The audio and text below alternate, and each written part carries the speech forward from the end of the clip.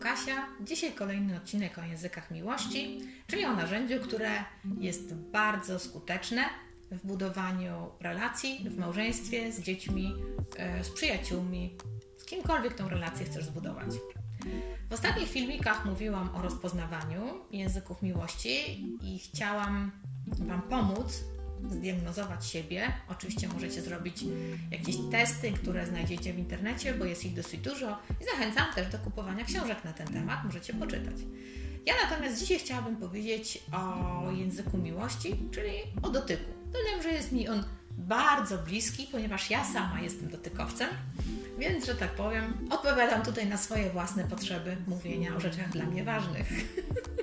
Jedno z moich dzieci wyróżniało się tym, że było ekstremalnym dotykowcem. Moje trzecie dziecko zawsze było gdzieś blisko koło mojej nogi. Jeżeli pytaliśmy się, gdzie ono jest, to ono było tu. Wiło się, zawsze się do kogoś przylepiało, stawało koło mnie, brało moją rękę i mówiła: łaszczaj i rapaj. I samo się po prostu tą moją ręką głaskało.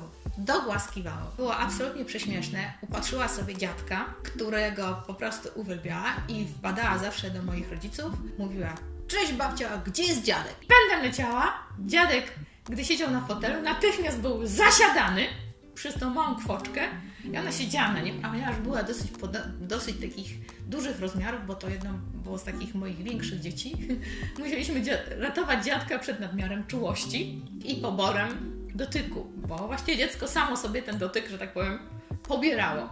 Ale bardzo łatwo było określić, że moje dziecko jest ekstremalnym dotykowcem. Dotyczyło też to poziomu bólu, ponieważ generalnie dotykowcy mają dosyć dużą wrażliwość skóry w ogóle na ból, na dotyk, na wszelkie bodźce. Po prostu tak są zbudowani.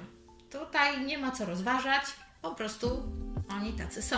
Dla nich miłość oznacza jedną rzecz. Dotykasz mnie, więc mnie dostrzegasz, więc mnie kochasz. Czuję się z Tobą połączony, bo mnie dotykasz. Myślę, że jest to bardzo zaniedbany język miłości w Polsce. Jest to bardzo naturalne, że kochamy i przytulamy małe dzieci. Natomiast tak jak to funkcjonowało w rodzinie, na przykład jednej, którą znam, mówiono w ten sposób: małe dzieci się łatwo kocha, ale duże to jak? Bo trzeba byłoby rozpoznać to, że te dzieci wyrastając mają określone potrzeby emocjonalne. Dlatego też dla dotykowców częstość dotyku, jakość tego dotyku i wszelkie komunikaty związane właśnie z tym, że jesteś dotykany, są bardzo ważne. W każdym języku miłości obowiązuje jedna zasada, która jest bardzo ważna. Mianowicie, jeżeli muszę prosić o to, żebyś mi okazywał miłość, to już jest za późno. My nie jesteśmy stworzeni, żeby żebrać o miłość. My jesteśmy stworzeni po to, żeby po prostu kochać. Żeby rozkwitać w świetle tej miłości. Dlatego, jeżeli dziecko musi przychodzić i prosić o miłość, małe dziecko zrobi to, ono się wdrapie. Ale jak będzie wyrastało i nie będzie tego wyjścia do niego: słuchaj, ja Cię kocham, wiem, że potrzebujesz dotyku i ja Cię kocham i ja Cię dotykam i ja jestem z Tobą, oczywiście chodzi o tak zwany dobry dotyk, prawda? To rozumiemy.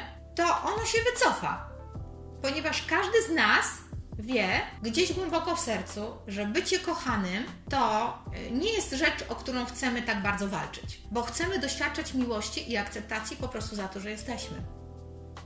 No i właśnie dotykowcy, na przykład tak jak ja, siedzę tutaj teraz na kanapie w swoim salonie, tutaj stoi druga kanapa i mój mąż bardzo często, gdy oglądamy wieczorem telewizję, kładzie się tutaj na kanapie, a ja siedzę tutaj.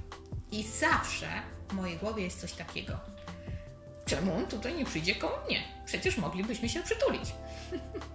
Każda okazja, żeby się przytulać, jest dobra.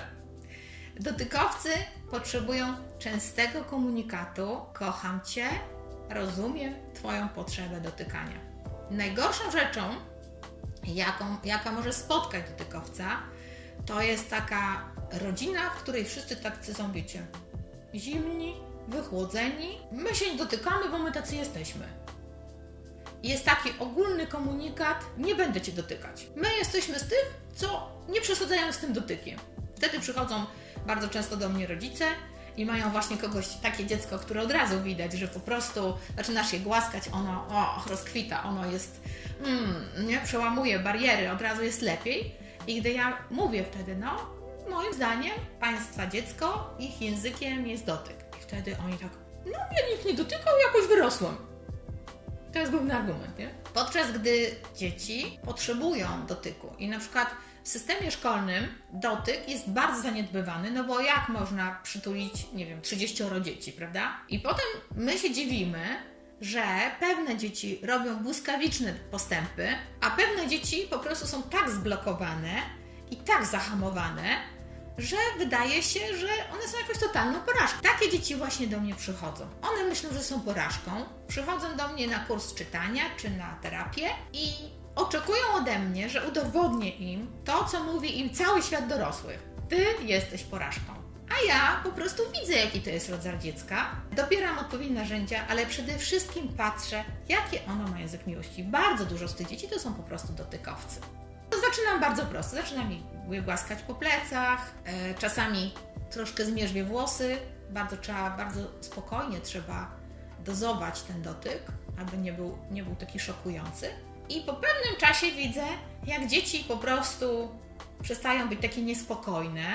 Bardzo opada z nich ten lęk, to poczucie porażki. Po pewnym czasie zaczynają czytać, zaczynają pisać i o dziwo zaczynają osiągać dotychczas jakby niemożliwe dla nich rzeczy. Zawsze mówię, że uczenie się w warunkach stresu jest niefizjologiczne. Człowiek to nie jest tylko wielki mózg, tylko to jest także bardzo emocjonalna istota. I dzieci w swojej emocjonalności powinny być szanowane. I dotyk, jeżeli dziecko dotykowiec dostaje ciągły komunikat, nie będę Cię dotykać, albo już nie przesadzaj z tym dotykiem, albo co tak na mnie włazisz, bo wiecie, są dzieci dotykowce, dziewczynki na przykład, które tak jak moja córka, właziły na dziadka i po prostu dziadek siedział i taki klops na nim siedział i miał takie duże oczy i trzeba było ratować.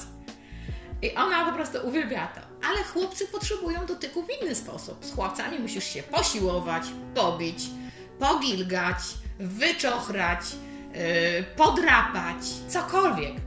To jest także ich potrzeba. To rozładowuje to napięcie emocjonalne, to rozładowuje to, co się dzieje w nich w środku i zaspokaja potrzebę kontaktu.